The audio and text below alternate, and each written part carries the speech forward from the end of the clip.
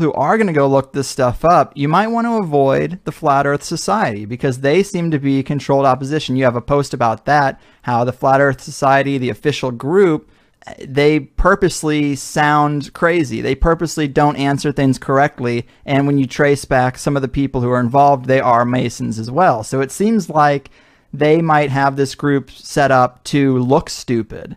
Maybe avoid that. Exactly. The Flat Earth Society was set up after the International Flat Earth Research Society was set up as the controlled opposition to bring people away from that society. Charles K. Johnson, who ran that society, he had his house burned down and all of his flat Earth material was burned in the fire, and he claimed to his dying day that it was done by a NASA agent who also tried to murder him. And so, yeah, the Flat Earth Society, what they do is they mix a bunch of false Flat Earth arguments in so that people who are considering the Flat Earth and trying to research it, they'll instantly come upon the Flat Earth Society material because it's at the top of all the search engines. And they'll have false arguments like, instead of saying that gravity doesn't exist, as we got into a little bit, they'll say gravity exists, but it's explained by the flat Earth disk constantly rising up 9.8 meters per second. And so, you can imagine, instead of you falling, the flat Earth is rising up, and that's what happened. Right. But again, this is a silly argument. If that was the case, then sustained flight would be impossible, and the flat Earth would be rising up into planes and helicopters and stuff crashing into them.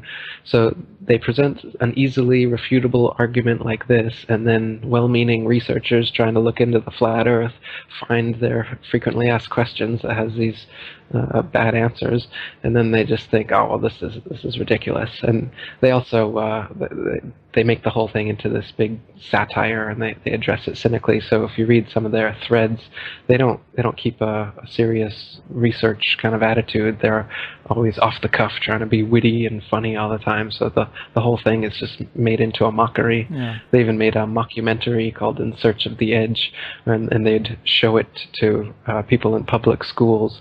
They'd show it to kids, and then afterwards they'd ask them if they believed it. And then if the kids believed it, they'd then give these worksheets showing why it was wrong and that the Earth definitely isn't flat, and here's why, and then they'd start a big ball Earth unit based on it. So the Flat Earth Society has been involved in these kind of fake flat Earth arguments and documentaries and everything from the get-go up until today. So yeah, so steer clear of the Flat Earth Society and come on over to the International Flat Earth Research Society.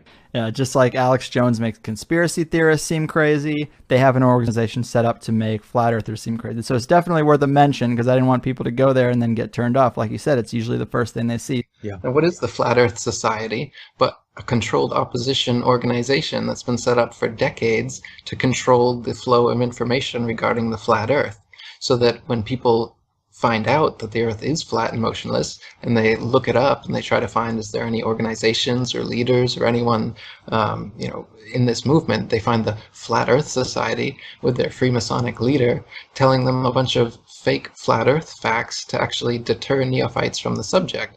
So you get Leo Ferrari going on TV with a big boulder every time saying, I've just went to the edge of the flat Earth and I almost fell off, but luckily this rock here was here to save me. I held on to it, most of my crew went over, but I'm here to tell you that the Earth is indeed flat.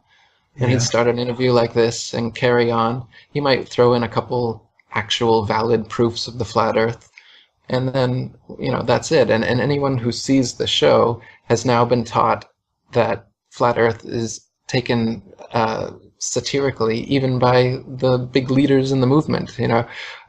Nowadays, now that flat Earth resurgence has come back, we've got new shills in the movement, new controlled opposition, and they're doing the same thing. They're mixing in a bunch of fake arguments or a bunch of nonsense, other arguments, other non-flat Earth related things to throw the argument, into la-la land, so nobody's going to pay attention anymore.